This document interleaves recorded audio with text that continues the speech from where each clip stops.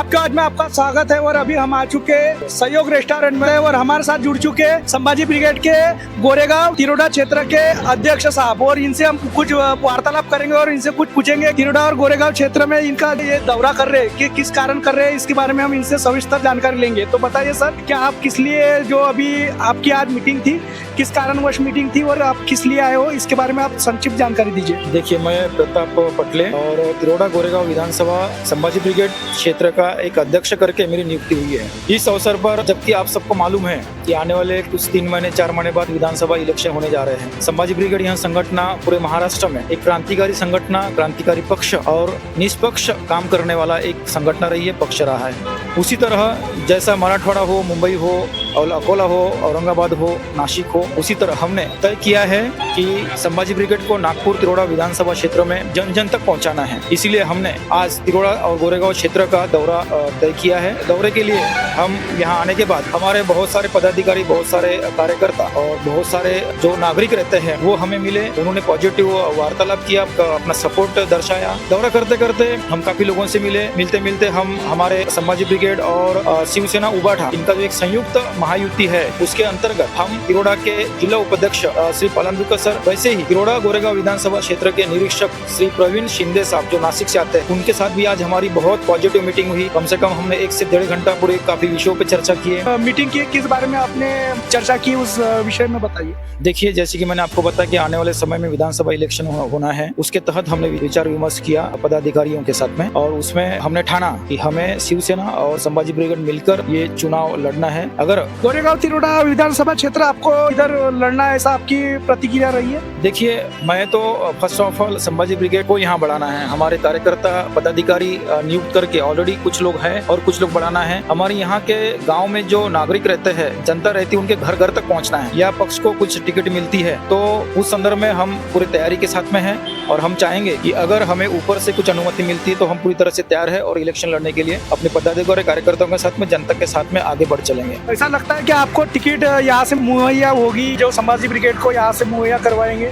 मुझे पूरा यकीन है। संभाजी ब्रिगेड का कार्य बोलता है, हमारा कार्य बोलता है। हम पिछले 10 सालों से यहाँ काम कर रहे तिरोडा में। तिरोडा और गोरेगांव विधानसभा क्षेत्र की काफी जनता नागपुर में है। मेरा काम ही नागपुर में एक समाज सेवा के लिए जाना जाता है। काफी अच्छी समाज सेवा हमारे नागपुर में होती रहती है। वहाँ के लोग भी हमारे से जान पहचान रखते हैं कि इनका तिरोडा के साथ में, गोरेगांव के साथ में भी, नागपुर में भी अच्छा काम है। यहाँ की जनता हमारे नागपुर में आती है, उनके बहुत सारे काम वहाँ करके देते हैं। एक हमारे लिए पॉजिटिव और प्लस बात है और यहाँ तो हमारा काम है ही है और आने वाले समय में और भी काम करते रहेंगे और जनता को जोड़ते रहेंगे। तो देखिए हमारे साथ कि जैसे कि अभी संभाजी ब्रिगेड के जो अध्यक्ष है, उनके जरिए जो कहा जा रहा है कि यहाँ वो चुनाव लड़ेंगे, तो देखेंगे कि जनता इस विषय में क्या कहना चाहती है। इसके बारे में भी हम जनता से इसके बाद जानने की कोशिश करेंगे। और कुछ बोलना चाहोगे सर आप? हमारे बड़े भैया श्री माननीय प्रताप जी पटले, इनकी गोरेगांव तिरोडा विधानसभा क्षेत्र के अध्यक्ष पद पर नियुक्ति होने के लिए अभिनंदन व्यक्त करता हूं और हम सब कार्यकर्ता उनके साथ खड़े हैं और हम चाहते हैं कि यहाँ की जनता की सेवा करने का मौका उनको अवश्य मिलना चाहिए। और आपके तरफ से उम्मीदवार कौन घोषित होगा, ऐसा कुछ बताऊंगे? देखिए, पिछले 10 साल को रिकॉर्ड देखते हैं तो मुझे लगता है कि सबसे इनएक्टिव अगर टर्म रही होंगी तो ये पिछले 10 साल की इनएक्टिव टर्म रही, और मुझे लगता नहीं कि इस बार लोग पुराने कैंडिडेट को या पुराने उम्मीदवार को फिर से चुन के देने के मूड में होगी। और मुझे एज सच, जहाँ हमारी जनता से बात होती रहती है,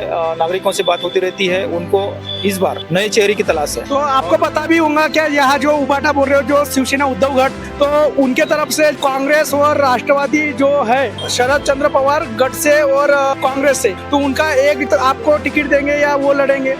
देखिए, ये महाविकास आघाड़ी के थ्रू होगा। महाविकास आघाड़ी में उबाटा, शिवसेना उबाटा, कांग्रेस और राष्ट्रवादी शरद चंद्र पवार गठ, ये तीनों का एक पक्ष गठबंधन होने के बाद महाविकास आघाड़ी बनी है। और ये सारा चुनाव, जो विधानसभा का चुनाव महाराष्ट्र में, वो महाविकास आघाड़ी वर्सेस महायुति ऐसा लड़ा जाएगा। तो महाविकास आघाड़ी में जिस पक्ष को भी टिकट मिलेंगी तो वो सब मिलके वो चुनाव लड़ना है और जीतना है, ये टारगेट है। हमें उम्मीद है, हमारा एक संभाजी ब्रिगेड पक्ष काफी वैचारिक दृष्टि से कैडर है, कैडर बेस हमारा अच्छा है। हमारे पदाधिकारी कार्यकर्ता काफी शिक्षित लोग है, काफी विचारशील है। एक अलग से छत्रपति शिवाजी महाराज की विचारधारा को लेकर हम आगे बढ़ते रहते हैं और आज तक के हमारी संभाजी ब्रिगेड में किसी प्रकार का कोई भी भ्रष्टाचार बोलो या कोई दाग बोलो अभी तक नहीं है। हम साफ सुथरे लोग हैं और हमें यकीन है अगर हमको चांस मिलता है, हमें अगर उम्मीदवारी मिलती है तो हम 100% जीत कर आएंगे। जैसा कि आपने अभी बोले कि हमारे पक्ष को हम साफ सुथरा पक्ष है, परंतु आपके साथी जो बोला जाएगा उपाटा गठ या चंद्रशेखर पवार गठ या कांग्रेस, उस पे भ्रष्टाचार के एनी टाइम आरोप लगते हुए रहते हैं, तो उसके साथ आप कैसे क्या गए, जनता ये भी जानना चाहेंगे। देखिए, आप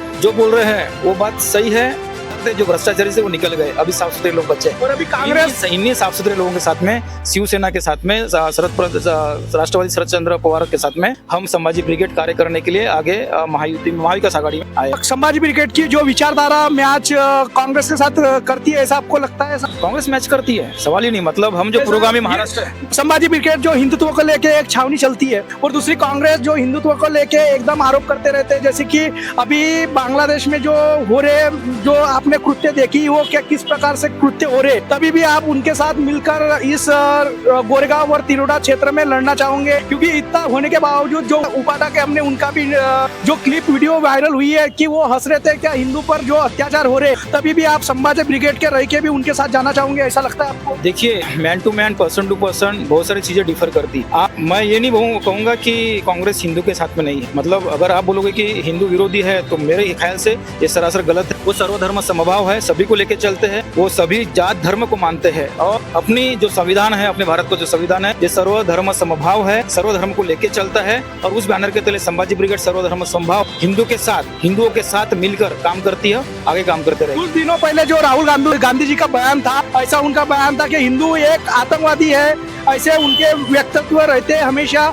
और कांग्रेस की जो विचारधारा है क्या हिंदू के प्रति जो रखते हैं, तो आपको भी पता है उस विषय से जो संभाजी ब्रिगेड की जो क्या उनके साथ विचार मैच होते हैं, आपको ऐसा लगता है, ऐसा महसूस होता है? देखिए, आपने जो अभी पूछा वो लायू लोकसभा लायू का विषय है और लोकसभा लायू मैंने देखा हूँ। राहुल गांधी साहब का ये बोलना नहीं था कि हिंदू आतंकवादी है। उन्होंने किसी संदर्भ को लेके, किसी व्यक्ति विशेष को लेके वो लोकसभा में उन्होंने वो बयान दिया। उन्होंने ये कहा था बीजेपी पार्टी में कुछ हिंदू लोग हिंसा करते हैं। उन्होंने ये स्पेशली बीजेपी के तथा कथित हिंदू लीडर्स के ऊपर आरोप लगाया था। उन्होंने ऐसा नहीं कहा कि सर्वसमावेश हिंदू समाज हिंसक है, ऐसा उनका कहना नहीं था।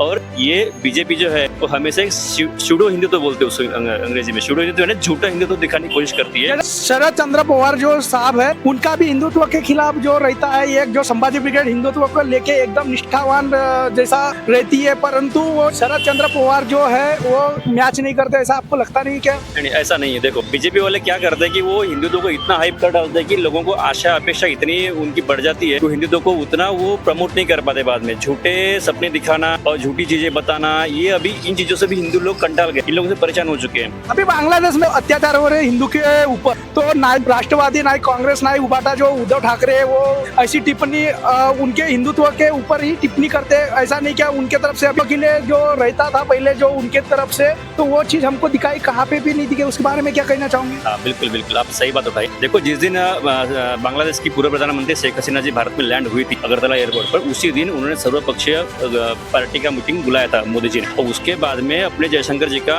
एक बयान आया था संसद में कि इस चीज के लिए प्रधानमंत्री जी और गृह मंत्री जी जो भी कदम उठाएंगे उसमें हर पार्टी का पूरा सहयोग है। और ये बात उन्होंने स्पेशली राहुल गांधी जी के बारे में बोला था कि कांग्रेस का भी इसमें समर्थन है। अब आपको ये पता होगा कि मोदी जी ने 2 से 3 दिन के बाद में जब वहाँ के इंटरिम सरकार के लिए वहाँ के प्रधानमंत्री नियुक्त हुए यूसुफ जी, उनको उन्होंने ट्विटर के द्वारा ये संदेश दिया है कि आपकी सरकार भारत सरकार के साथ मिलकर काम करेगी। और दूसरी बात, वहाँ पे जो अल्पसंख्यक लोग हैं उनके ऊपर होने वाले अत्याचार जो रुकना चाहिए। क्या आपको लगता नहीं कि ये दोनों बयान से कि हमारी जो गठबंधन वाली लोग है, कांग्रेस हो या शरद चंद्र पवार हो, उनका इसमें सहयोग है? यह बात ये दर्शाती है कि ये जो गठबंधन है महाविकास आघाड़ी, ये हिंदुओं के खिलाफ नहीं है। ये चीज दर्शाती, क्लियर कर दर्शाती है। तो देखिए, हमारे साथ संभाजी ब्रिगेड के जो अध्यक्ष थे और तो उनके जो छोटे भाई है, उनका जो व्यक्तित्व जो दिखाई दिया, विचारधारा एक समान मिलती हुई है, तो इसके बाद जानने की कोशिश करेंगे। और